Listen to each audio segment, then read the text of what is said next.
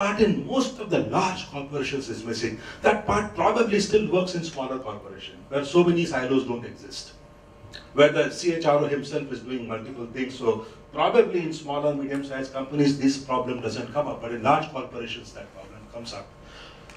Again, I'm saying I am all for data, I am all for technology, I love it, because that's the only way to enable us to do things in a much more objective manner. The whole focus is on reducing subjectivity to the extent we can, to ensure that we have right processes, right systems, and everything is not only intuitive and judgmental. So data is important, information is important, technology platforms are important because they ensure effectiveness, efficiency, but somewhere we have to humanize the systems. The whole lot of HR processes have to be humanized. Somewhere again in the whole focus of technology, we dehumanize the systems. And I'll give an example of a process being dehumanized. Good old days, again, I started my career 40 years back. I used to sit in the time office of Hindustan Levers, that's Unilever's Sivri factory. That's where I got my fundamental training as a trainee. A worker would come to you and say, sir, my daughter is getting married, so I need loan. How can I get it? And then you will sit with them, you will say, hey, your daughter is getting married, good news, let's have a cup of tea, celebrate it. You'll get a loan from your provident fund. How much loan do you want? It will take 15 days to get the loan, because those days processes were pretty slow, so on and so forth. And we will get him a loan, we will help him, and we'll also contribute maybe 100 rupees and give him some more money, and so on and so forth. Highly humanized system, slow system, but humanized system. His daughter's wedding was celebrated, and he felt that there was some good guy in the company listening to him. Today we say, go and hit 10 buttons and you will know whether you can get loan or not. Hit the 15th button and you will get the loan credited into your account. As a corporation, I don't even know you are getting married. As a corporation, I don't care. The process will tell you whether you get it or you don't get it. The process will give you, so you are now part of that process. That is dehumanized system. The process should ensure not only efficiency, but effectiveness. I think we have forgotten this part of effectiveness. What we have worried about is efficiency, speed, quality, money being saved, and so on and so forth. Somewhere has that process enabled satisfaction and has delighted that end user? Somewhere that is forgotten, because that is not measurable. And we in today's world want to measure every damn thing. Now you can't measure every damn thing. Because it is not measurable, we will not even look at it. And I think we got to start looking at both tangibles as well as intangibles, if you really want to do a great job of talent management. I think I'll stop here. We can get into a whole lot of discussions around the table later. Thank you. Thank you, Vivek. That was very interesting, very enjoyable, and you brought in some very great perspectives. So we now move to the roundtable part of the discussion. Thanks for setting the foundation, Adam and Vivek. And with that, I am now going to request Animesh Kumar, who is the Group Head Human Resources and Corporate Services at IDFC. He has over 2 decades of experience working with some of the best known companies in the world, and is also, like Vivek sir, an MBA from XLRI. Plus a good friend and a colleague who has worked with us in SHRM on a number of occasions before. So over to you, Animesh, to run through this discussion, and we would like it to be as participative as possible, because that's when different perspectives are going to come up. So over to you, Animesh. Thank you. When you're, can you hear me? I mean, do I need a mic? No, sir. I don't think that's fine. Sorry? You wanted it for the camera, okay. See, their technology, it comes in all kinds of strange ways. So, I was telling Arun that, you know, when you get together a bunch of people who are going to be rather dysfunctional, you take the chief dysfunctional person and make him the moderator of the session and therefore taking away the entire. So I'm going to try and keep my influence completely low. You can ask dysfunctional questions. Yes. And challenge the speakers. So I think completely free flowing. So we can ask questions to Adam or to Vivek and to each other. So I'll go first, Adam, and ask a question. And just to, something about Adam that was not there on the slide and got that insight just as we were having coffee, that Adam has a unique perspective on India. He last came to India 20 years back, which is just about the time that the economic reforms were being unleashed. And fascinating perspective I'm sure he has of how he sees the country evolve and change, because it's like a snapshot at the end of the beginning and somewhere along the process. So we'd love to catch up and hear about that, Adam. But before that, and this is a question that that I've been struggling with for a while, is the role of culture. And there's a lot of research that would suggest that culture would eat strategy for breakfast. And especially your perspective, given that you also set up a company from scratch. And how important has culture been in the context of, so if you were to polarize the debate around culture and competence, how important has culture been in the success of the firm? How important do you think in your conversations, what is the role culture has played in organizations? And how do you reconcile that with, to a lot of points that Vivek was making, around the whole, that culture is a lot soft, fuzzy, delivered through people, so on and so forth.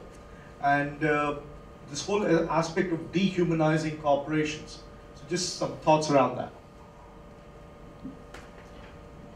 So we like to say that you can have a culture by accident or a culture by design, but either way you have a culture. Every company has a culture, whether they planned it or they didn't plan it, they have one. And so at Cornerstone, we believe culture is king. Culture is number one. Culture trumps competence, performance, skill 100% of the time. We could have the top performer in the company. If they're not a culture fit, they're gone, period. There's no debate about it. And we very proactively built a culture by design from the very beginning of the company. And I view culture as maybe the single biggest asset we have as a company, and probably the single biggest key to our success as a business. And today we're one of the world's largest cloud computing companies. So we've done that really by having a very well-defined culture. Our culture is smart, cool, dependable, and visionary. And we tie that to how we hire people. So it's part of the recruitment process, it's part of the interviewing process, it's part of the performance review process. To some extent, it's part of how we compensate people, it's part of how we reward people, and it comes up in every single company meeting. So it's something that, and it's part of our onboarding process. So it's something that really is constantly infused into the business, and I think incredibly important. And to Vivek's point, it is the thing that humanizes a lot of these discussions, because culture is subjective. It's very hard to assess perfectly for culture. You have to have a human element around that, and the assessment will often tell you about skills and competence, but not aptitude or culture fit. And so we view that as incredibly important. Yeah, thank you. If I could just add one thing to that. So I report to Adam. So I have to carry his torch every day. For those of you who don't know me, my name is Frank Ricciardi. I run Asia Pacific for Cornerstone, and I just want to add to what Adam said. We chose to create culture very early on. I was the 26th employee at the company, and even back then, we were trying to figure out what our culture was. And one of the things that we ended up on, besides the core values that Adam mentioned, was this focus on client success. It is core to, it's why we get up in the morning. Whether you're a salesperson or you're a service person or you're someone who's working in HR, it's all about client success. That said, about 30 months ago, I was charged with building the Asia Pacific business.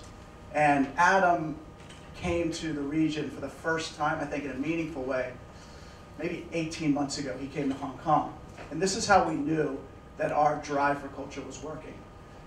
We were on a boat, and there was, I think, probably about 36 people on the boat. That's how many people we had working in Asia Pacific at the time. And Adam and I were standing off to the side, and everybody was eating and having cocktails and listening to music. We were driving down the Victoria Harbor, looking back at Hong Kong, and Adam said to me, "It's fascinating to me that I look at all of these people who are Indian, Australian, American, actually some French expats, Chinese, Japanese." And he said, "It's fascinating that these people are clearly Cornerstone." And so just getting back to the humanizing part, one of the things he said is, that wouldn't have happened if you didn't take the role to build Cornerstone in Asia Pacific, because I was part of the culture. So, you really do have to figure out how to humanize these processes. Otherwise, the company just won't evolve at the speed and scale and pace we want. Anybody else? I have a question. I'll go back to your e-learning part of it. You have a huge library, and I'm sure you have customized it. But how do you persuade employees and generate their interest in the person to go through those modules for self-development? Yeah, so I think there's really two approaches. So there's a push model and a pull model. The push model's done probably by half our clients, where some of it is around compliance requirements, and the rest of it is what the company thinks is best for that employee.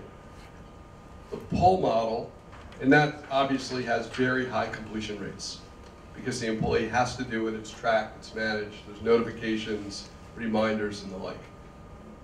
In the pull model, it's about exposing the right types of programs to the right people, and it's also about the availability of the content. So the mistake some people make is they say, well, if I have 10,000 courses in my library, then obviously there's something for everybody.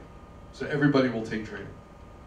Problem is, it's like going to a supermarket with too many choices of detergent. You don't know which one to buy. There's just too many choices, so you might not buy any, or you buy the one that's closest to you. In training, being more explicit about what that personalized catalog is for that individual leads to much higher adoption. Because then when I look at the catalog, everything seems relevant and interesting. And so that is often done by a combination of business unit, location, and position in the organization. You can also supplement that with interest. And we're working on leveraging, and this is part of what Vivek was alluding to, leveraging machine learning to actually make prescriptions of training. So you can start to use big data to not just look at massive reams of information, but actually prescribe specifically for an individual what training they should take. And we look at this as being identical, especially because the world of training is moving to video, as Netflix or a consumer product like that, which is recommending which movies you should watch based on what your interests are, what you've watched before, what kind of profile you have, what your demographic information is. And we could do the exact same thing with video-based learning content. Same idea.